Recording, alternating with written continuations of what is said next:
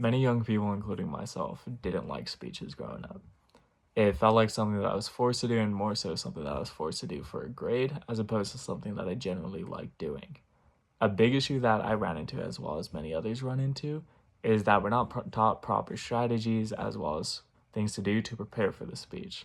For my main points, I'm going to be going over why at first I didn't like to give speeches, what helped me to give speeches in a better way than I did before, as well as what strategies that I learned that will help better prepare me for the future.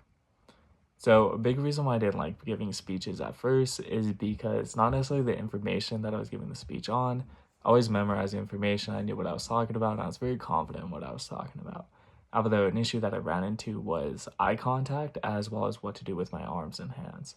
I felt like more so that my eyes were constantly moving around. It didn't make the speech feel very personable for the audience.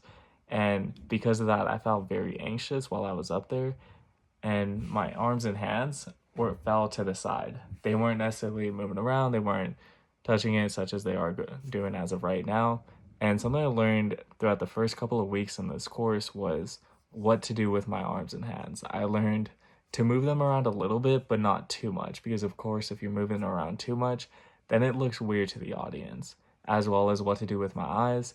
I learned a good strategy of what to do is looking people in the foreheads instead of directly in their eyes. Because if you're staring at someone in their eyes, then it feels somewhat personal to them, but not necessarily to anybody else in the audience. But if you're looking at people in their foreheads, it allows you to move along very quickly.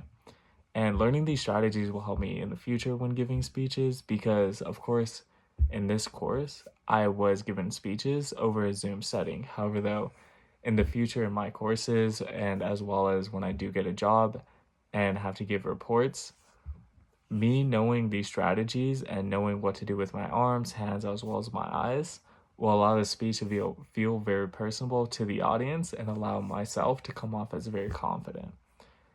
And a big thing that I think a lot of people, especially young people, whether it be elementary, middle, or high school, learning these strategies as well as preparations will help them tremendously when giving their speeches and allow them to feel a lot more comfortable when giving their speeches.